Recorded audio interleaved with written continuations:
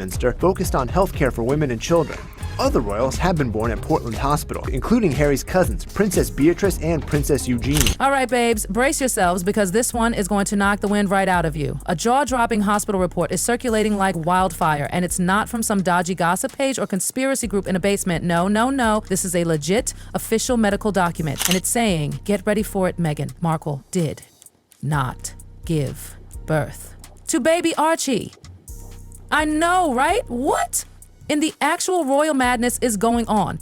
And the same Meghan and Harry who have paraded around for years as the proud rebel royals who claimed they were breaking free from the crown for the sake of their precious little family, yeah, them, suddenly everything they've said since 2019 crumbling like a stale scone. Birth certificate, it shows Archie Harrison Mountbatten Windsor arrived May 6th. Not at their new home Frogmore Cottage like many had expected, but rather at a London hospital. So where did this all begin? Oh, it started like any classic royal cover-up, quietly, suspiciously quietly. Turns out, leaked memos, yes, actual leaked internal documents from Portland Hospital in London, the very hospital where we were told Meghan delivered Archie, are saying there was no record, no admission, no mention of Meghan Markle stepping foot into that maternity ward on May 6, 2019. That was the day the world was told that little Archie Harrison Mountbatten Windsor had arrived. But guess what? These new records are whispering, no, screaming, that the birth may not have gone down as we were led to believe. And before anyone starts with the maybe they used a pseudonym nonsense, let's get something straight. Hospitals, especially top-tier, high-security ones like Portland, are pros at handling VIPs, code names, private interests,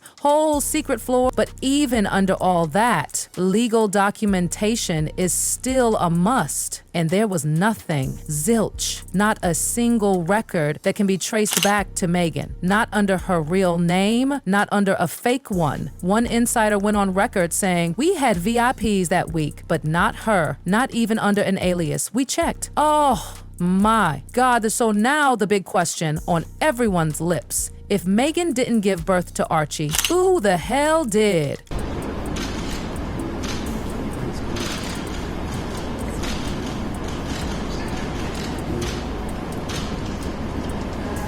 This just throws a gallon of gasoline on a fire that's been quietly smoldering for years. Remember how sketchy everything was when Archie was born? There was no classic Lindo wing photo op like William and Kate did. No glowing mom, proud dad, and swaddled baby in tow. Nothing. Instead, what did we get? A stiff, grainy photo shoot days later at Windsor Castle. Baby wrapped so tightly you couldn't even tell if there was a baby under there. And don't get me started on that bizarre timing. First, the palace announced Meghan went into labor that morning. Then, hours later, they said she had already given birth earlier that day. What? Even the royal reporters were like, excuse me? What? Chris Shipp, a seasoned royal correspondent, literally said on air, we're being told two different things at once. The confusion was real. And now, with the Portland Hospital's deafening silence and this new info, it all suddenly makes sense. But here's the plot twist of the century. Are you ready? Because I wasn't. A woman referred to in court documents only as DL is now claiming she is Archie's biological mother. According to DL, she was flown to a private hush-hush facility weeks before May 6th.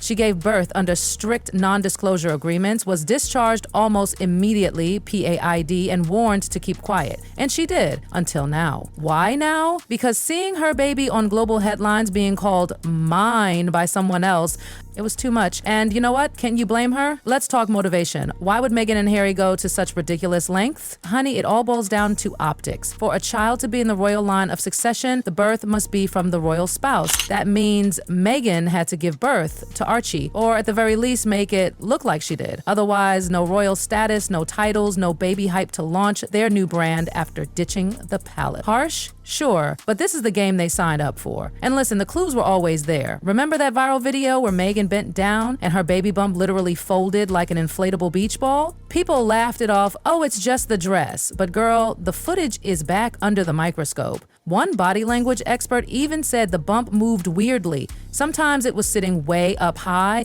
and sometimes way, way too low for the time something was off. And now, with DL stepping into the spotlight, it's all starting to make a terrifying kind of sense. But hold on to your pearls because it gets juicier. Quite confused. Shortly before 2 p.m. yesterday, Buckingham Palace announced that Meghan had gone into labour. Then, 40 minutes later, confirmed the baby's arrival. Yet the Sussex Royal Instagram account. Sources now claim members of the royal family were suspicious from day one. Rumor has it Queen Elizabeth herself wanted photographic proof of Meghan holding the baby immediately after delivery. Not a press photo, not a palace curated glam shot, a real private post-birth picture. And guess what Meghan reportedly said? No. She called it invasive, said she deserved privacy. But behind closed palace doors, that refusal rang every alarm bell in the tower. One palace aide even said the queen wasn't buying it. She didn't want to cause a scene, but she wanted answers, and the moment she didn't get them, game over. Then came the shady change to Archie's birth certificate. Initially, it listed Meghan's full name, Rachel Meghan Markle. But poof, it was quietly edited to say just Her Royal Highness, the Duchess of Sussex. At the time, the palace shrugged it off. Oh, it's just stylistic. Girl, please. Critics were screaming it was a legal tactic to muddy the waters and distance Meghan from the official birth record. And now, with DL entering the chat, that little stylistic tweak looks hella suspicious. Social media is in full meltdown mode.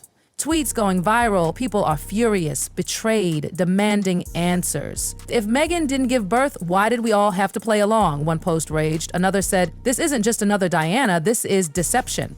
The story isn't staying confined to the UK anymore either, even in America, where Meghan and Harry once enjoyed Oprah-backed adoration. Folks are turning, the press is circling, Piers Morgan is reportedly sharpening his knives for a takedown segment.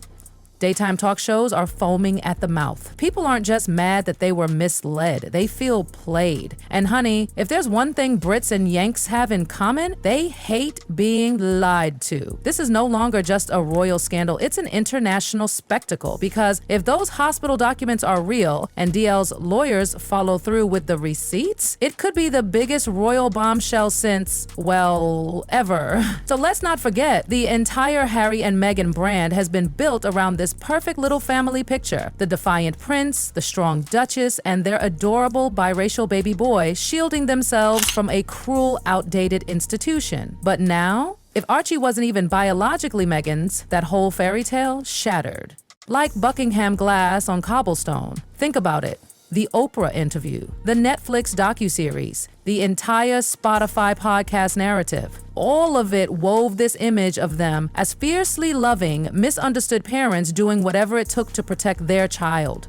Their child.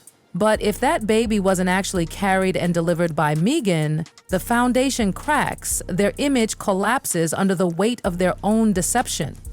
And then there's Harry. Oh, Harry. He went on global television and basically told the world, I'm protecting my family.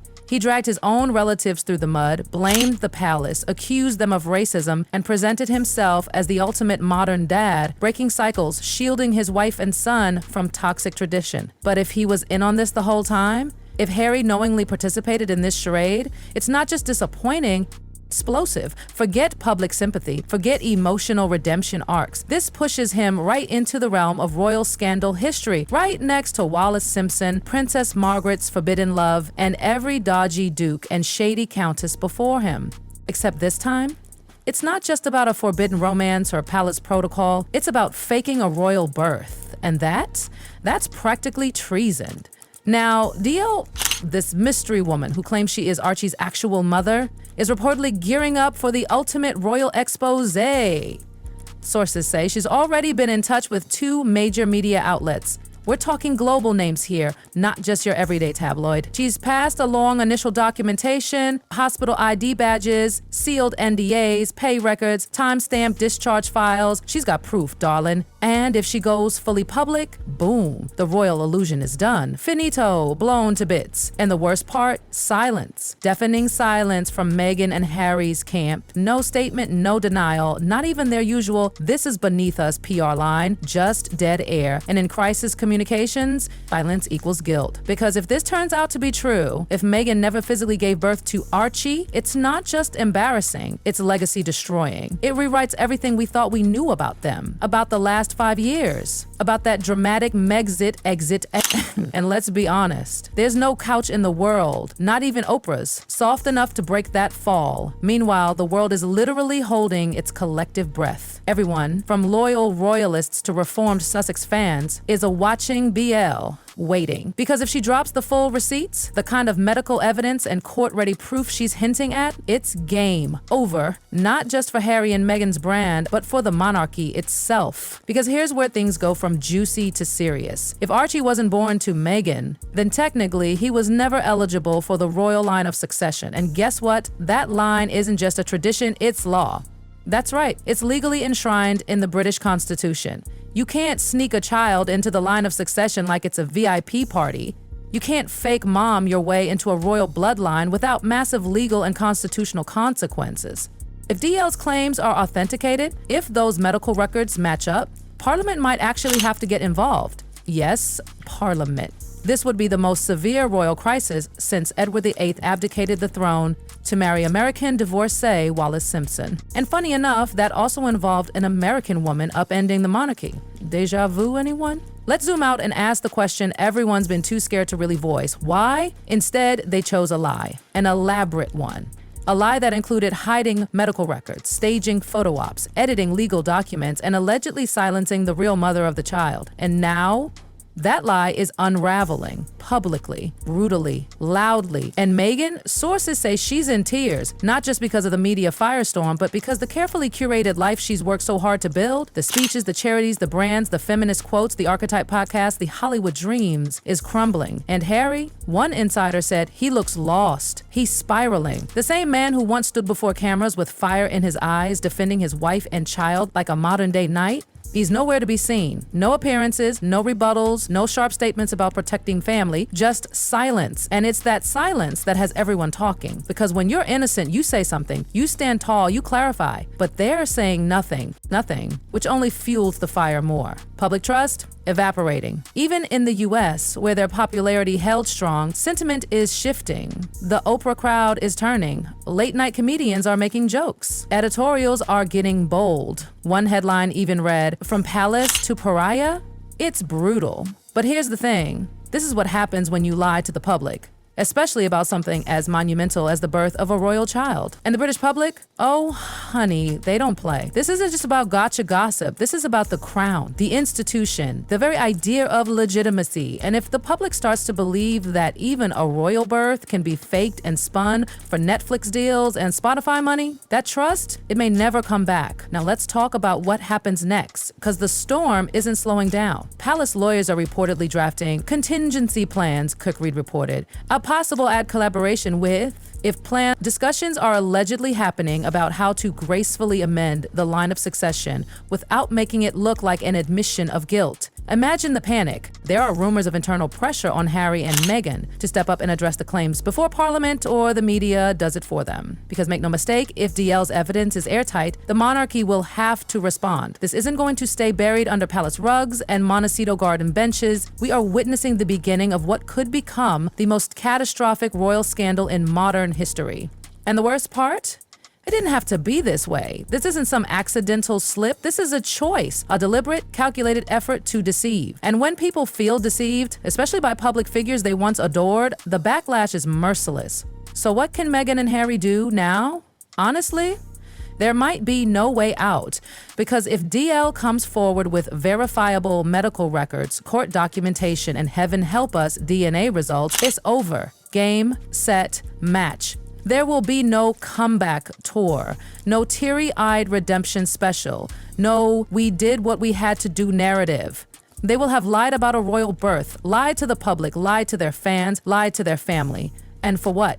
For control, for fame, for the illusion of the perfect royal escape. But the illusion is shattered. And you know what they say about shattered glass? Once it's broken, it never goes back together the same. So now we wait for DL, for her evidence, for the public explosion that's bound to come when everything she's hinted at is finally out in the open. Because when it drops, It's not just Harry and Meghan who'll be under fire, it'll be the entire institution, and this time, there's no palace protocol strong enough to clean it up.